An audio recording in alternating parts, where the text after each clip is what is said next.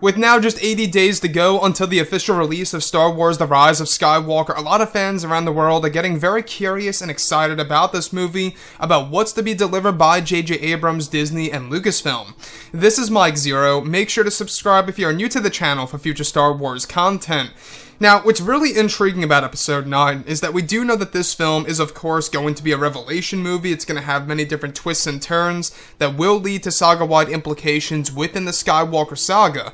That's really going to change our perception of the 8 Star Wars films that come before this one, which honestly could be a good or a bad thing, depending on how JJ is going to really execute and write all of these ideas into the actual finalized version of the movie. Now, on top of all of this, these past couple of weeks or so, we've been learning a whole lot more about this film, and when it all comes down to one of the concept art descriptions as well as one of the set leaks, this is where things begin to get very intense for the characters of Rey, Kylo, and Luke.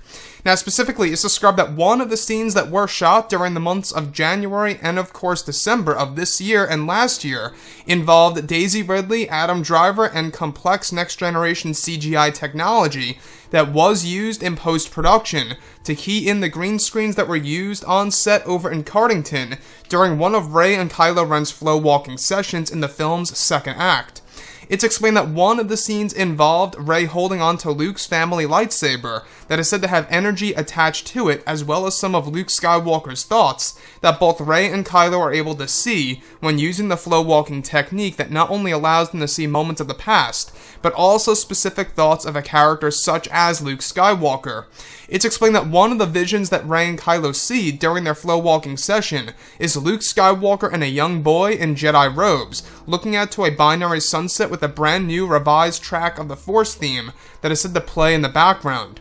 It's described that the costume design used for the young boy was dubbed as Luke's child _cloak-trim/102, and that a young, unnamed actor around the age of 12 played in the brief role that is said to add in ambiguity to Luke's son and Luke's legacy in the film by JJ.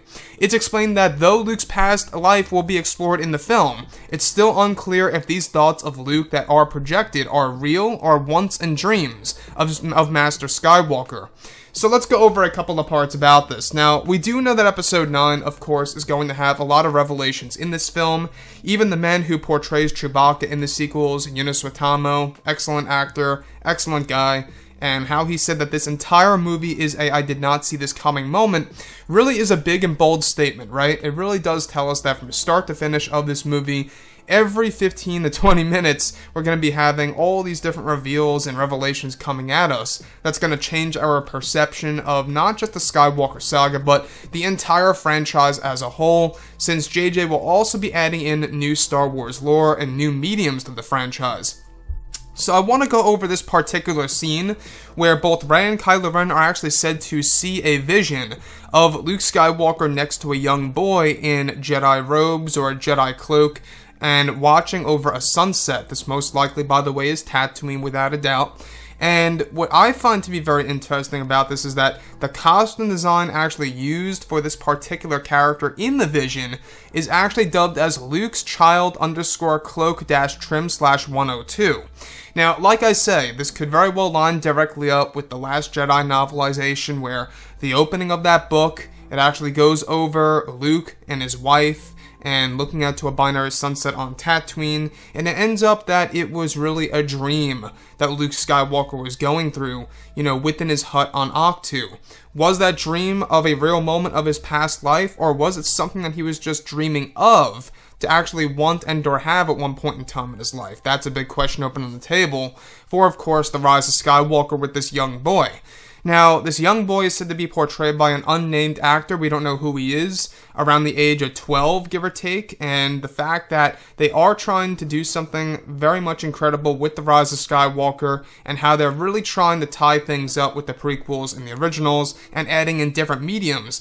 They're really trying to evolve and or change the use of flow walking. So not only are you able to see moments of the past when using the flow walking technique, but Rey and Kylo Ren can also see specific thoughts of certain characters depending on what objects that they are able to hold that they once owned. In this particular scenario, Rey is holding the Skywalker family saber, and as she holds this, it's actually explained that she actually sees thoughts that Luke Skywalker had while holding that Skywalker saber at one point in time. Now, we do know that he was holding it, on Octu, and before he threw it away over the ocean, or over the cliff, I should say, near the ocean, he actually was holding it for a couple of seconds there. It's very possible that that is exactly what he was thinking about, on top of everything else, while he was actually holding that saber that transferred over into that object that Rey is now holding, which hence would allow her to see these thoughts of Luke. And that's a big question, whether or not these are authentic parts of Luke's past life, or if these are just wants and/or dreams. Anyways, guys, drop a comment below. Let me know what you think about all of this in the comments. And if you guys did enjoy the content for today, do make sure to drop a thumbs up on this video to support the channel. I thank you all so very much for the kind support, and I'll catch you guys next time.